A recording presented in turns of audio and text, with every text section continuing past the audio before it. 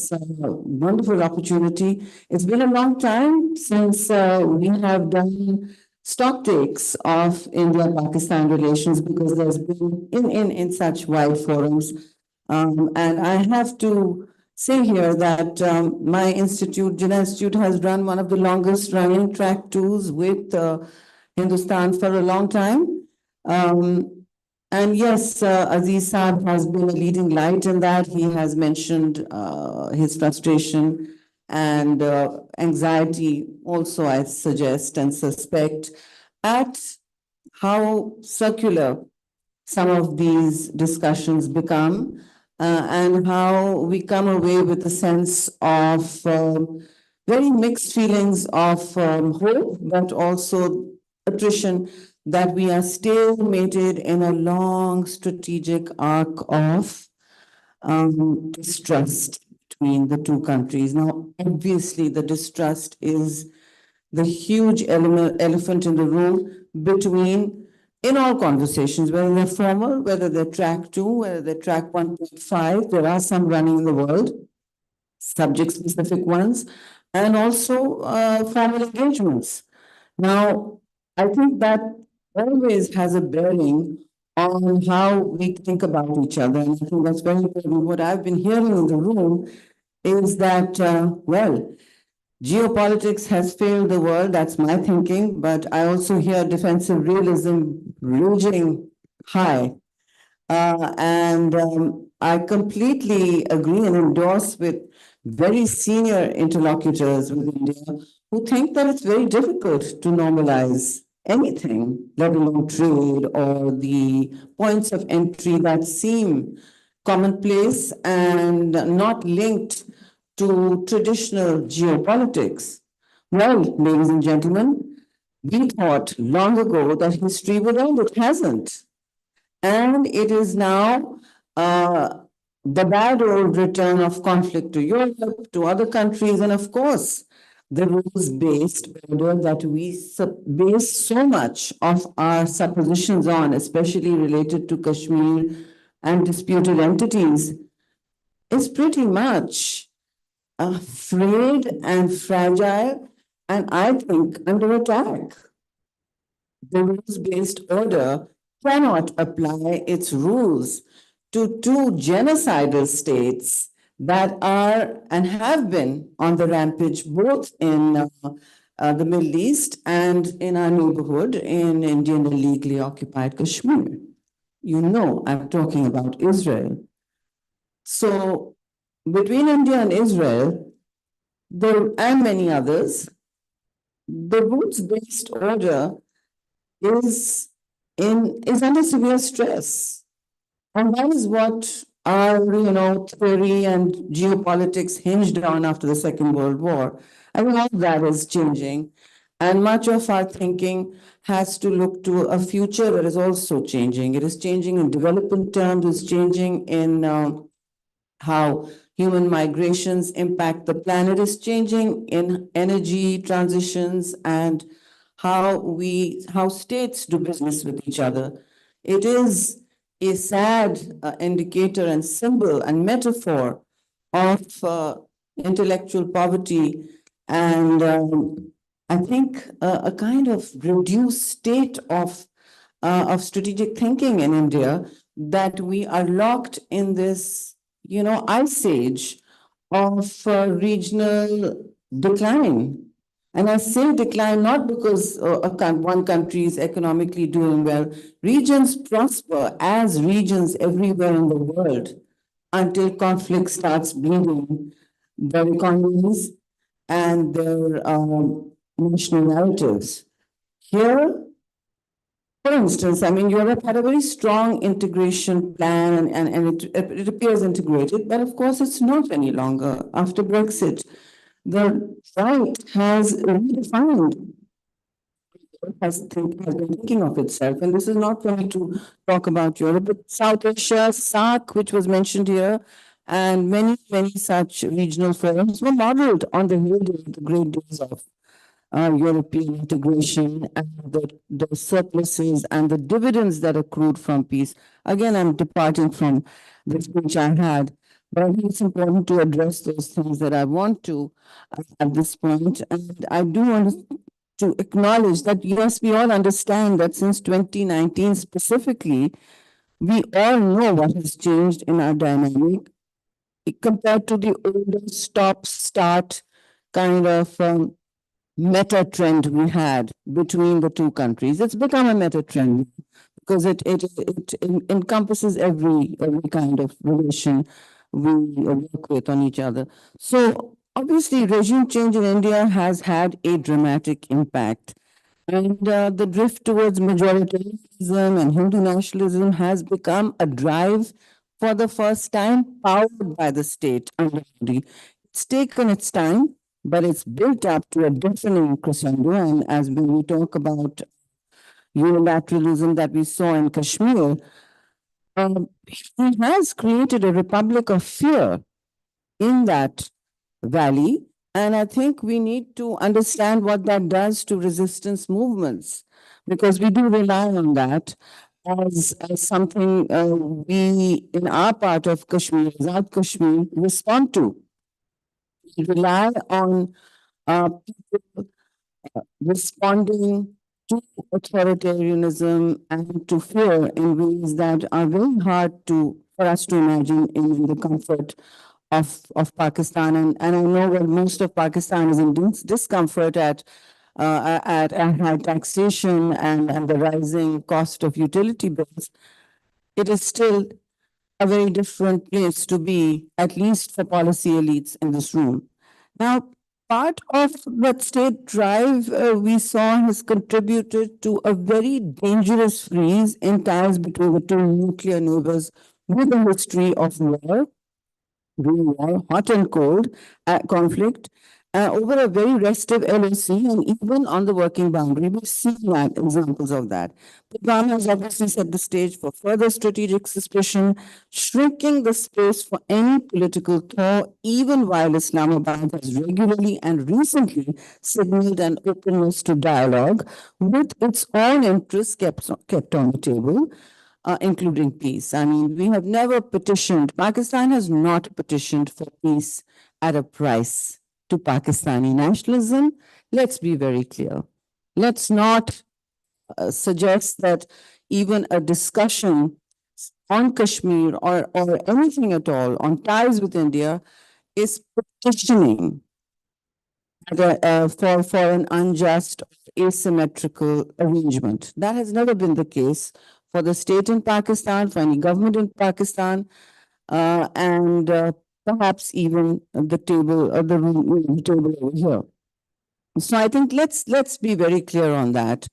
And you know, for instance, we have big gestures made. Big gestures appear larger than life when they're in this kind of situation. Last year or the last government we had, the former foreign minister Bilal told that we go to the SCO physically.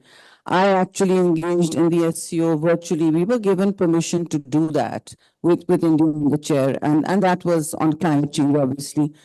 Those were very important entry points. Recently, of course, you saw the current foreign minister Dar signal Pakistan's openness to dialogue. Now, signaling openness does not suggest at any moment, I think, a recourse to, again, an unjust or asymmetrical search for peace or normalization. We may all know that normalization is not on the cards with this kind of dynamic in place in New Delhi. The same players are back that were there last time. They're all in key positions in all the ministries and South Bloc, as we all know. And I don't suspect that the belligerence or strategic arrogance will go down. So yes, we will have to be vigilant. I mean, I think that's the bottom line here. And that is something we all have consensus on. Don't expect a pie in the sky at this moment. And it should not be expecting pie in the sky, because there was some discussion here that Delhi has no incentive. Fair enough, let's talk about that. And how much has changed with Modi and how much will change with his 3.0. I don't think much will change because he will be fairly cornered by the coalition that we see him in. But let's look at how how much of India's public narrative of posturing or pivoting as a smart power to the Asia Pacific, specifically the Indo Pacific, instead of the region, which it is at pains to emphasize quite often, actually matches its actions, does it? Let's go past the headlines and look at the ground reality. Today, India remains locked in its conventional and nuclear gaming, fixed primarily against Pakistan. Still, they may shrug and say, well, we really are not worried about Pakistan. But the serial otherization of Pakistan, it is a serial otherization and demonization at international forums that requires a very concerted effort and a great deal of imaginative thinking, which they have been expending at just calling out Pakistan. You can take FATF, you can take many multilateral forums, at blocking, at demonizing, and at a cultural and existential level, otherizing. So all three have a magnified impact on public discourse, on intellectual thought leadership between the two countries. Obviously, that shrinks the space. But really, so for all the talk that we're focusing on a bigger game. I mean, what is this obsession? Which you don't see really in Pakistan. You don't, interestingly. For instance, I'll give you an example. Since 2023, in Delhi's nuclear spending has gone up to 2.7 billion US dollars, amounting to approximately just about $5,027 per minute. They're spending $5,000 approx per minute on their nuclear deterrence. Naturally, Pakistan is having to keep pace, but we're at about 1,000 or so per minute. Their defense budget has gone up to 72.6 billion. But interestingly, the focus of its nuclear deterrence is still Pakistan. While our missile capability is very much now, it has also remained, any sort of military doctrinal briefing will show you that this remains quite frozen in aspect, all their warheads, where they're focused. Now that the long range part of that is expanding to China, but it is what it is. While today you see news of the foreign ministry signaling an interest to open up trade talks with China and border talks with China. So they continue engaging while remaining distrustful. That is the norm, even in the new hardened geopolitical arena of the world. The very old normal still seems to reign here. And I'm suggesting that as the future rolls out, all of what you're saying may be absolutely right. There's no walking away from that. But what is the 20th century plan for a 21st century plan for a country talking about its leapfrogging into the future? Because it is, it's economically flexes muscle, and it postures confidence everywhere. And part of it is obviously backed with real economic clout. We all know that. But fit in the 21st century in any sense of the word, sending the signals of a power focused on going beyond a regional hegemon obsessed with its smaller neighbor who is busy inward looking at the moment. So this is a rare conversation these days, because Pakistan is very busy looking inward at its own problem. I think that's something we should be doing. And why is there this pathology of irrational anxiety about Pakistan? If you're such a big power, what's the worry? The whole 1,000 cuts, a death by 1,000 cuts thing that they've mentioned in every meeting. I don't know where that's gone, but I think that's very much part of their thinking. And we need to ask that with big power status, I'm not saying great power, comes a little bit of responsibility and confidence. Where is that? And what are we looking at the dynamic now? You see, India has intensified its strategic and diplomatic strength towards active deployment of all its powers, all its national power pillars, as a shield against Pakistan and to demonize Pakistan, which is very strange to all of us. We are not absorbed in doing any of that. We are often and only responding. And it's a reactive dynamic. When anyone tries to break that dynamic, we do see, and it's a natural response, we do see a fair degree of ultra and hyper nationalism running down on that initiative, that it's misplaced and it is leading to reductions in strategic reputation. So we see it as a reputational loss when we suggest entry points like trade or even climate emergencies that are the future. I would like to see a room where at least the conversation is about the food insecurity that the region is going to experience, and India much more than Pakistan. I would like to see a conversation where the employment worries of both countries matter. But he lost the way he did his sheen and his extra votes because of 44% unemployment in India. Not because, he was doing other things wrong. He lost because of economic factors, as some, stalwarts have said here. And that is the reality of the day. So as food insecurity in the region heightens, there is a lot of statistics I have here, which are quite shocking. And as climate vulnerability and fragility in the region heightens, do you all recall when was the last time Narendra Modi had to call a Prime Minister of Pakistan on the off the cuff? It was a climate stress event in Uttar Kashmirs. With the Kashmirs. It was a landslide that hit, and it was, I think, Nawaz Sharif's government. And he called him to say that we need to cooperate on this. So the future is not as certain or frozen in aspect as we imagine. The dynamics of the planet, the region, even the Pacific, are under extreme stress of water, especially Asia, of water, food, and other risk factors that are making countries vulnerable to changing trends, and very alarming ones. I mean, Kaka Khil Sahab, you should know that. You mentioned water, you mentioned dams. But I'd like to see these conversations go further into the future, please. And the future is about what your public and the countries need to buttress their defenses against risks. And old world geopolitics is not equipped even for that conversation. We need to change that. Yes, someone said trade is a disaster. Well, the trade and economy, no religion, they find their way like water.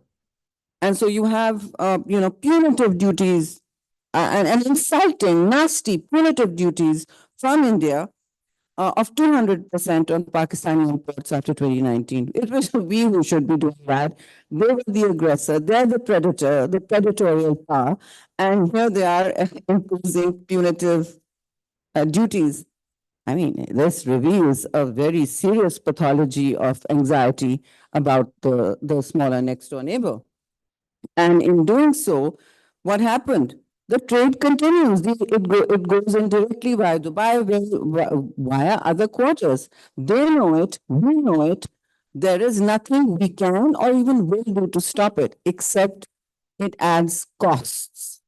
The costs of doing business between the two countries go up, and your 44% employment that defeated Modi's big numbers also get impacted. I think it's time for us to point out a recourse to the rational. A recourse to the rational is not seductive foreign policy.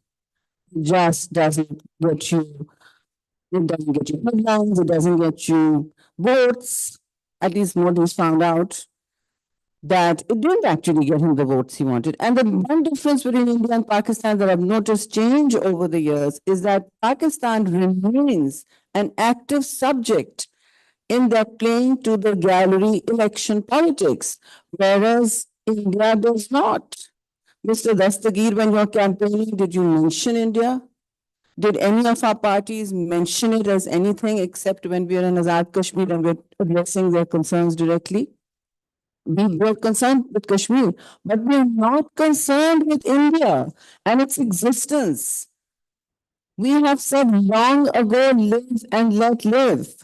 So did the first BJP government. They came, Prime Minister Vajpayee acknowledged that. So I think some of the realities tell us that change is going to sweep over us, whether we like it or not, and that's going to happen. That's going to happen in India too. The logic and the recourse to rational has been an old trope in informed circles. And I'm going to close here and say that while we see a lot of challenges and opportunities, obviously the challenges and the barriers remain seemingly insurmountable. We will not be able to move them. Any act of I agree here. Any act of diplomacy or initiative seems to get an unwelcome rejoinder from India. So we may not be able to remove or create a new dynamic.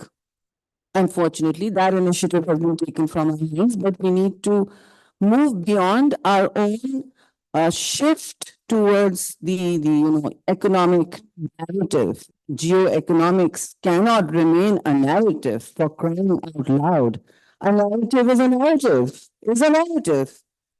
As someone who's taught media for a long time to all and security for a long time to all cohorts, and especially decision-making elites here, the narrative is only effective if it is based on change on the ground, on reality and numbers moving on the ground, and people feeling the difference and impact. So narratives cannot be divorced and very commonplace wisdom from reality. And I would suggest that if we are embracing that in all reality, but let's not base our policies on reactionism and anger. Let's move to the regions that have all been discussed here, the SCO, the caucuses, all of that. We have a vast interplay to work with. The standard formulations of regional connectivity may be upended. There are many other options. We do have seaports. We need to develop them. We need to work in ways where the container traffic is beneficial to us and not just position ourselves as conduits. We can be excellent conduits, but even that is not really showed up as a manufacturing and investment base. So that's where we're going to make the difference. I think we all know that. We will need to remain vigilant, and we will need to know that India or Pakistan or any country in the region will have to find joint solutions to common bases and common problems. And one of the biggest crises of the 21st century, most gentlemen here and a few ladies, is going to be climate stress. It's coming at you. And that's why you need to talk. India and Pakistan have two very different strategies. We voted together when I was the minister at COP27 for loss and damage. They did vote with us in our leadership. They did. They did not walk away. And they assisted us at the table. That was a multilateral forum, and you could bury our mutual bilateral animosities in a very large platform. Large coalitions to effect South-North change. And that dynamic worked. It will need to work further because both of us articulate very different visions at the COP 28, 29s for the future. We will have to rally them if we expect our groundwater to not go away, if we expect our people not to be forced into migrations and many other. I'm not going to go into climate vulnerabilities here. That's not the conversation. But you need to take cognizance of that. And India too. It is poorer than we imagine, and it is hard pressed for the kind of weather emergencies that we are seeing pop up all over the world.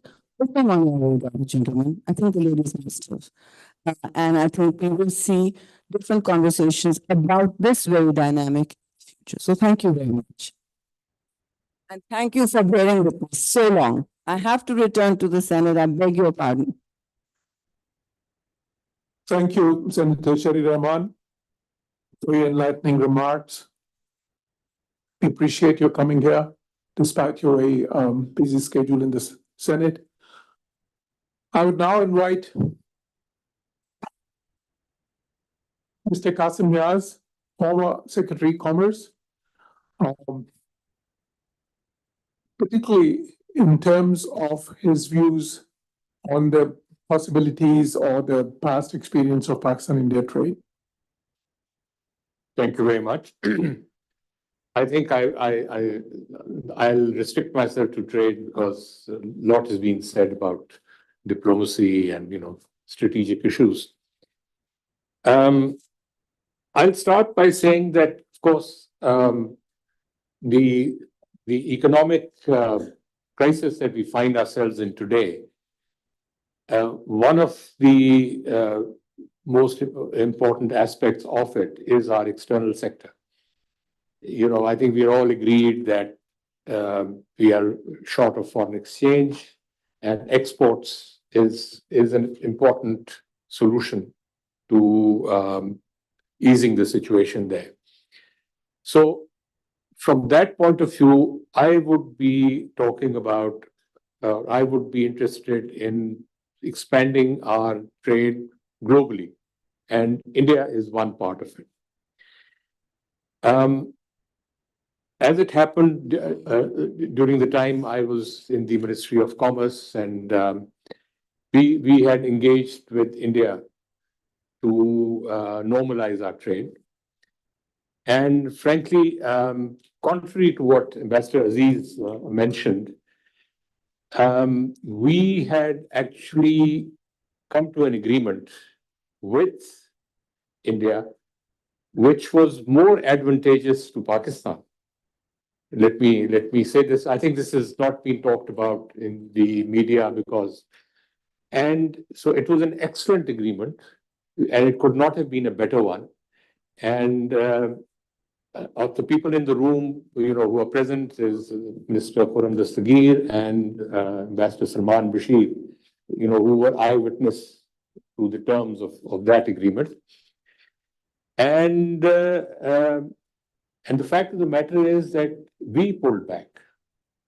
The Indians did not. The agreement that had been drafted was an excellent agreement from our point of view, but we pulled back at the last minute. I'm not sure what the reasons were, but at a level of way above my pay grade, it was decided to not do that. And I think we lost a terrific opportunity to sort of maintain our, to improve our trade relations, etc., etc. At the time, of course, before we actually, while we were going through this whole process, we were asked by the then Prime Minister to engage very intensively with all our stakeholders within Pakistan, which means various business leaders, the agricultural sector, all the people who had possible fears and apprehensions. And a lot of, and we were able to explain the terms of the agreement and, what was being, and a very broad consensus had been created in favor of doing this. The other thing that we also need to, I would like to, bring to your attention is the fact that when we talk about trade balances, talking of trade balance with every particular country is not possible, and also not, so therefore it's not something you worry about. You should be worrying about your global trade balance. You can't do it with each and every country. I mean, okay, when you are having a dialogue, you talk about it, but that's not your real objective. Of course, I think the other question, so what we had analyzed and what we had understood in the whole process was that by not trading with India, we were actually doing ourselves more harm. For India, it was not such a big deal. I mean, we are a very small part of their, trading landscape. We were the bigger losers by not trading with them. And incidentally, I mean, that particular agreement, there was no talk of access, transit rights to Afghanistan or anything. I mean, none of that was part of that agreement. So anyway, that was an interesting time. There was the Congress government was, they were going into elections. The commerce minister happened to be somebody who had, his political stature within the Indian cabinet was more than what normally commerce minister do. So I mean, definitely that we missed. I now come to the, if you talk of the way forward, and you're answering your question in terms of engagement, I think we do need to engage. I can defer to the opinion, the general opinion that we can't engage at the official level and we shouldn't be appeared to be petitioning them, etc., etc. But I think there needs to be a dialogue. I think the way to perhaps go about it is a kind of track two, but let's say business to business. Because there are no official commitments, but what you can hope to do is to create constituencies on both sides, which will be interested in such a thing happening, and which can hopefully start to influence their own particular governments. I mean, and this sort of thing happens all over the world. This is not something novel, but I think that is the route we probably need to take. And of course, I would say that in the meantime, perhaps because we had built up an internal consensus at that time, which may have, been forgotten now. So we need to start working on that and keep that, build that up. And then, an opportunity might come. So when the opportunity does come, then you should be internally prepared. Thank you. Thank you, Karan Saab. Before I could invite General Sitar for his valuable contribution. I would invite Ambassador Thamina Janjua, who wanted to make a point on the issue of trade with India. My apologies to General Sitar. I just want to make a quick point. Having heard what Secretary Saab did say, Qasim Niaz said, I have before me this report that's been prepared by the Pakistan Business Council, which advocates trade with India. The only problem is that I've had, and I've been very passionately looking at this issue, is that whenever we have a report supporting trade with India, we have still, and in this report, there is a big issue as well. There is no discussion or no understanding of the sectoral and sector by sector impact in Pakistan of opening trade with India. And that's a huge issue. If I may say so, we have trade, the FTAs with several countries. With our most closest partner, the FTA with one partner ran into problems. Our problem is not just building consensus between the business sector, but ensuring that we have capacities at the administrative level as well to respond to the problems that will come with dumping and the NTMs that India that imposes on Pakistani goods. Yes, trade goes to other countries and we lose on that, but we have to have clarity on where we are losing out. I was in a seminar in which it was said that Pakistan would gain much from trade with India.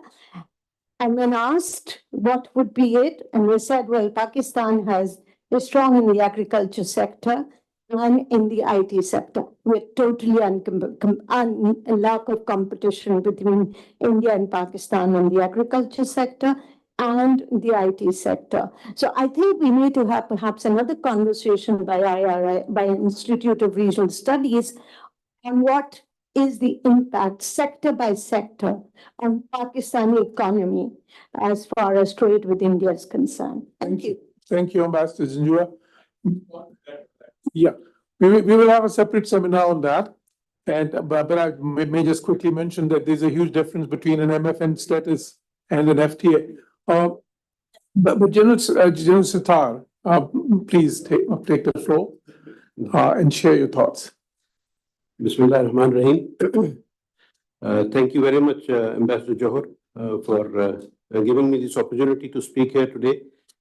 Special thanks to Ambassador Mansoor for inviting me to this forum. Frankly speaking, when the invitation came and I saw the topic, I was quite perplexed. I was perplexed because I thought what has changed between India and Pakistan that we are wanting to discuss this issue. But having sat here today throughout this discourse, I've gained much and I've gained much confidence in, I think what my thought was, has been generally the consensus of the House. There are a few quick points which I want to make because I don't want to torpedo the Jummah prayers. Already we are running very late on time. First of all, the question on what has changed. I'll talk about Pakistan first and then India and then some inferences from the international situation which is unfolding in front of our eyes. As regards Pakistan, yes, there have been a lot of changes which have taken place over the recent years. We are in a dire economic situation. And the House has debated how that can be corrected and whether India is the only way to look at this situation and improve it. And I will thank Ambassador Zanjua for her remarks which she just made on the trade with India. And I fully endorse her point of view because having served in India for 3 years, I have seen our traders coming there and going, and I have seen talks having taken place over there, and people had serious reservations on how the sector by sector impact is going to take place on our industry. The other change that has taken place in Pakistan is our very precarious security situation, which by the way had improved greatly about 2 to 3 years ago. But now the graph, we see the trend going downwards. And of course, our security institutions need to have a serious look and need to take care of this situation. But most importantly, I think the change which has taken place in Pakistan is the extreme political polarization which has come about in the society. This kind of extreme political polarization and the feeling of disenfranchisement by the masses had not been witnessed before. And I think there is a serious room for the government to start to improve this situation. And only the sitting government can improve it. Of course, the other changes are that with our neighbors, we have serious challenges. Particularly situation with India, of course, we have discussed it detail at length. The situation with Afghanistan, even situation with China. Chinese who have been our most trusted friends, and I have had the opportunity by virtue of my last assignments as the DGSPD, I had a number of interactions with the Chinese at the state level, at their foreign ministry, at their defense ministry, at their industry level. The type of cooperation and the type of willingness that the Chinese had just 4 years ago, and I'm not talking too long ago, just 4 years ago. Today, against their culture, against their ethos, the Chinese have come to Pakistan and have started telling us to improve our security situation and to improve our political situation. So unless we look inwards and improve these situations, we will not be able to look towards our economy. Now coming to India, just a few quick points. Much has been talked about Modi 3.0. What has changed? Hardly anything has changed as the House has generally had a consensus on this. The same players are there. And Modi, with his diminished mandate, is likely to be even more belligerent towards Pakistan. Despite the fact that, despite the last 3 to 4 years, or rather more than that, nothing having been done across the border by Pakistan, what the Indians have done, and they have come in and they have killed 22 Pakistani citizens using TTP as a proxy through their contacts in Afghanistan. And they are presently claiming about it. As regards their military strategy, they have moved from the cold start to proactive strategy, and now they have a dynamic response strategy. I'll just wind up. The belligerence on the Indian side continues, and there are, of course, when we talk of talks with India, and they say, as they say, it takes two to tango. When there are no takers, when they don't want to talk, then to whom do you to whom do you extend the hand? I'll skip over the lessons from what is happening on the contemporary world because situation in Gaza and situation in Ukraine are, have ample lessons which everybody generally knows. But the way forward, I think, since I belong to the strategic community and mostly associated with think tanks also, which look after our nuclear deterrence and strategic stability issues, I would say that we need to keep our strategic deterrence fully in place and keep India guessing. Secondly, we need to go back to our principled position on Kashmir, because unless we do that, stooping down will only lower our stature further. Of course, we need to go back and improve our economic situation. We also need to expose India's terrorism all across the world and what all has been happening to us since the last 50 years. Starting from 1971 onwards, I had a list, but because of paucity of time, I'll not go into that. As regards, there is last thing is with regard to the back channel and the opening up of the talks with the intelligence community. I would rather say that the back channel should be opened, but back channel should be backed by the government and not by a particular agency or a particular organization. And this back channel must be a proper recorded back channel, not like the one which happened previously between India and Pakistan, where we don't have even any notes from those back channel talks. Whereas Indians are very good at note taking and very good at keeping records. When it comes to us, you go to the Foreign Office, you go to GHQ, you go anywhere, you find that there is no record of back channel talks. So that is all I think I have to say. Thank you. Thank you, General Sattar, for your valuable insight. I would now invite Ambassador Gurdesi, Zulfikar Gurdesi, who was also our former Deputy High Commissioner to India.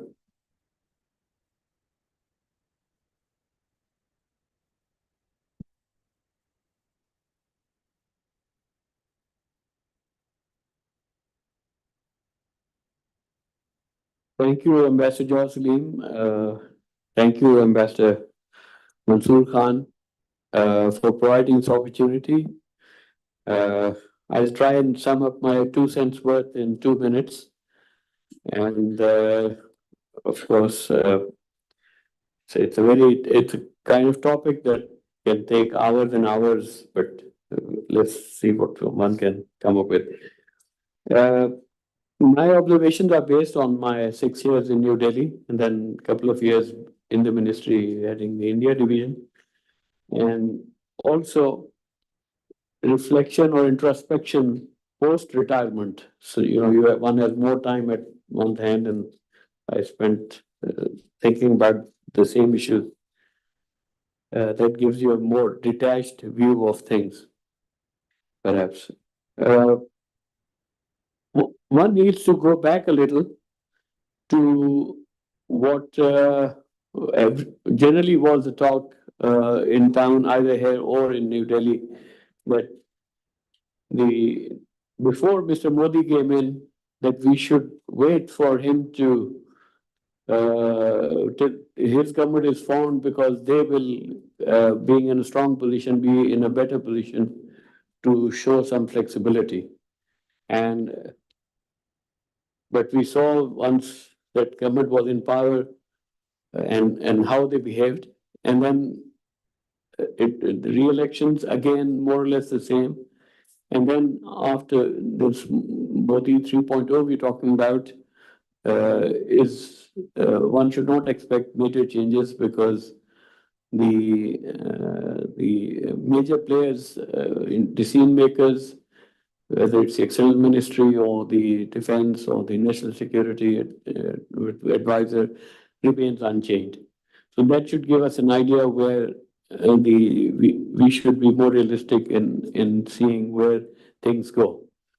However, having observed that, uh, and we should also be mindful of the fact that our initial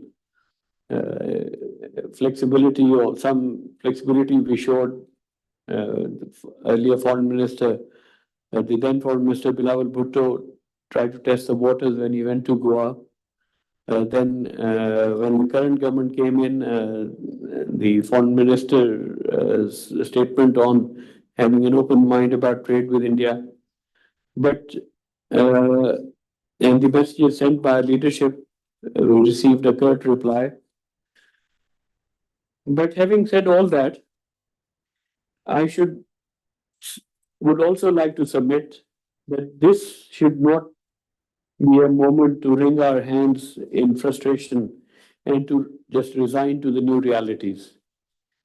We need to move forward, re-engage. I'm trying to sum up without going into the rationale of each of these points because of the shortage of time. We need to move forward, re-engage purely from our perspective. There are ways in which Pakistan's interests could be protected, and at the same time, we could engage with the other side. And this engagement will come, should come, in my view, at the official level, and that can be direct talks, but at the more back channel talks to initiate a possible engagement. And that way we'll get the feelers, we'll have a more realistic assessment of the ground realities. Secondly, I would strongly support re-engagement between think tanks, track to channels, where ideas can be tossed and can be, we can get sort of a sense of where what the other side is thinking and what are the possibilities there. Yes, the one factor we need to keep in mind, and that is why I keep stressing on re-engagement, is time is not on our side, at least not for the short term or medium term. Now, it cannot be kept in frozen, the relationship, and we also stand to gain some things. Here, we might have to indulge in or accepting the change in sequencing. For instance, earlier there's a lot of discussion about composite dialogue versus comprehensive dialogue and so on. But to me, that is further down the road. At this stage, we're talking about initial feelers, contacts, CBMs. Of course, Kashmir, one can at least explore the possibility of inter-Kashmiri engagement at this stage. And we don't have to give up our principal position on these issues. But at the same time, because time is not on our side, at least we can start the process and see where we go. And I would end here or also climate change issues which have been mentioned, or people-to-people contacts. But if that means having a relook at our definition of our national interest, of our priorities, our security interest, of course, we need to look at that. And that's where I end. I think the time is short. Move on. Thank you. Thank you, Ambassador Girdesi. I would now invite Ambassador Babar Amin, who is also a Deputy High Commissioner in New Delhi. Bismillahirrahmanirrahim. Thank you very much, Ambassador Jawad Salim Saab and Ambassador Masood Khan for giving me this opportunity to participate in this roundtable on India-Pakistan relations. It is quite clear, as also from the discussion today, that India is in no mood for a quick restart of composite or comprehensive dialogue process suspended by it since 2013, even before the coming into power of the BJP government in 2014. We should therefore display no urgency to restore the dialogue process. Owing to Pakistan's own socio-economic and political woes, coupled with the troubles faced by us at the western border and resurgence of terrorism, compelling us to restart the Azme-Istikam exercise, we should hold our eagerness at this point. India is well aware of our predicaments, as it is supporting and abetting many of these problems for us. And therefore, Pakistan on its parts also needs to display strategic patience for the moment.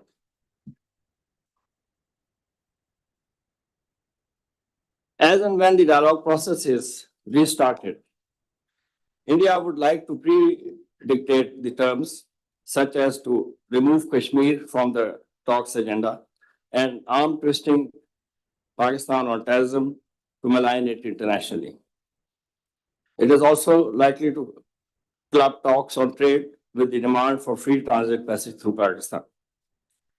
Nothing can be further from the truth that India does not care about Pakistan and Pakistan no longer matters for it and has become redundant.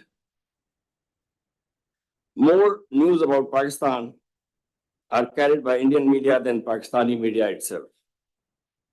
Its military, strategic and intelligence assets are all focused and remain focused on Pakistan.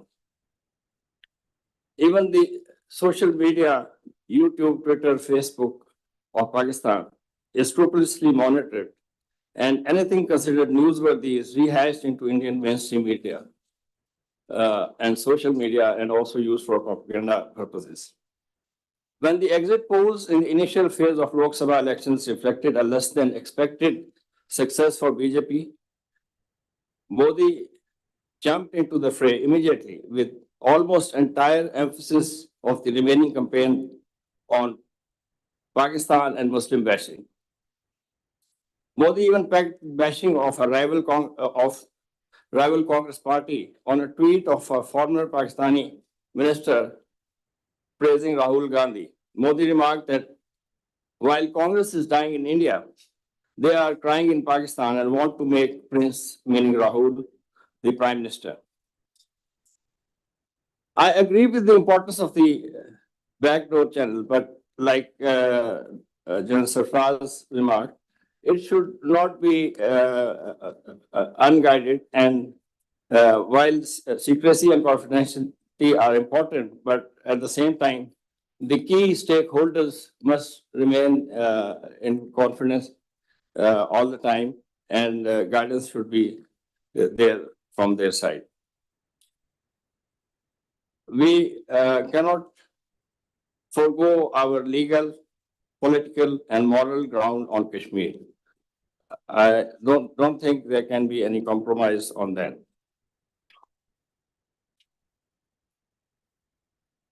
Significantly, on trade, while The volume of trade between Pakistan and India has never been very big and always heavily tilted in India's favor.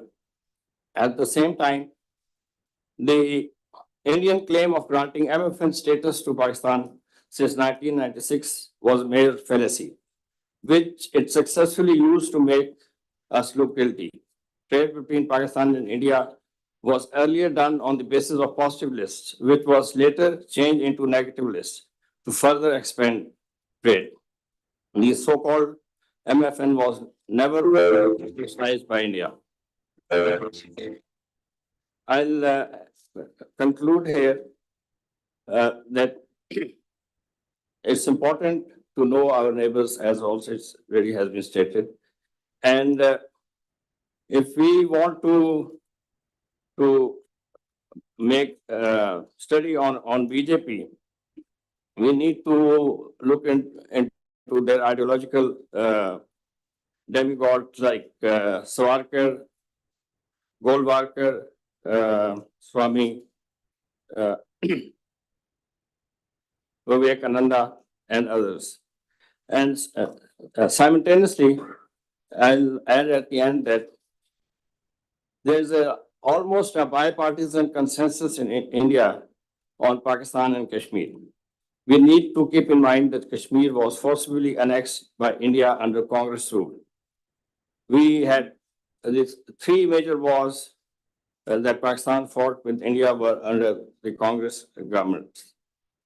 The draconian reign of terror in Indian occupied Kashmir was also designed and implemented by Congress. And however, the indications that we should be looking for in the coming future is the SEO Heads of Government's Council that is scheduled to be held in October, and Prime Minister Modi would definitely be invited, because by SEO convention you have to invite all the heads of government